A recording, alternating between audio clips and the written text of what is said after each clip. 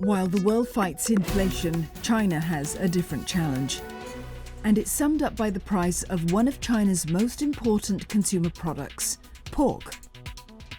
While food prices have gone up in most parts of the world, pork prices in China are going in the opposite direction. A kilo of pork now costs 40% less than it did in September last year. When prices drop so far, so fast, this could be the start of deflation.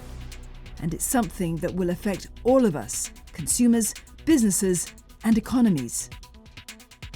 Deflation is really a decrease of the general price of goods and services across the economy in different segments. Usually the more worrisome trend is those that are more persisting. Inflation has been the big story around the world for the past 2 years. As consumers, we might like the idea of paying less for goods and services, but falling prices could be a huge red flag. If the deflation actually gets entrenched, meaning that it changes people's perception about future prices. So what it means is, for consumers, if they expect that the prices are going to fall in the future, then they will probably wait until later on to make the purchases. So that means that today's demand is going to fall. So then companies have to cut prices in order to attract customers. But then once you cut prices, then you get into this vicious cycle because you cut prices, that means your revenue is going to decline. And also that also means that eventually you will have to cut wages and possibly laying off workers. And that feeds through to households' income and also the decline in consumer spending.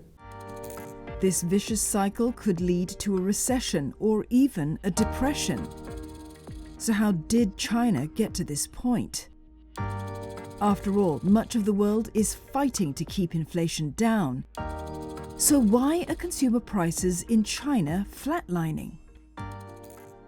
China has basically exited the zero-COVID policy late last year. Okay, at a time when the global economy has already peaked and slowing down. So that actually affected the exports demand for China. And that affected businesses and their hiring and investment sentiment as well. That's number one. Number two is the Chinese households did not get a large cash handouts or subsidies, unlike in a lot of the industrialized countries. So that means they did not have the excess savings to spend after the reopening. The third final thing I would say is the labor market hasn't picked up as expected, and people are worrying about their income and job prospects. In the short run, the problem is really on demand, and for demand, for the cyclical point of view, I think there is indeed a confidence problem in the household and corporate. Basically, they do not want to consume and invest. On top of being the world's second biggest economy, China is also a key exporter and a major market for many products. So, in an interconnected world, less consumption and investment in China will have a huge ripple effect around the world.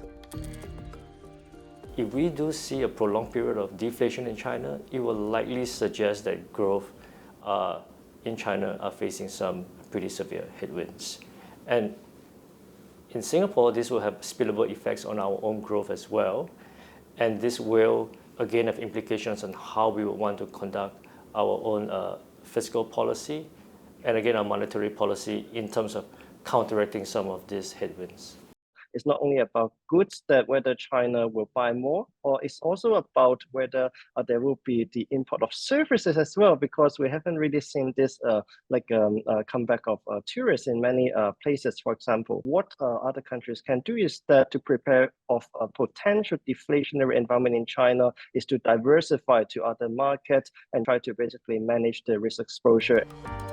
All eyes are now on the next steps that Beijing will take. China's central bank has already cut interest rates to stimulate consumption. China really needs economic stimulus at this moment to boost demand. So one is the energy prices, one is the food prices, and then the third thing that the government can help with is the core prices or the general consumption spending by the households. So we have seen the reopening recovery. It was pretty strong in the first quarter, but then it kind of tapered off in the second quarter. And what that means is perhaps we need more stimulus to help the economy to gain a firmer footing so that firms would have the confidence to start hiring and invest again. And that will filter through to households' income and eventually spending. I think that what's clear right now is that more stimulus is required to counteract the deflationary pressures. But I have to say that there are factors out of the Chinese policymakers' control as well, exogenous factors such as the growth outlook, for instance, and of course the cost of US-China tensions, which is still a wild card right now.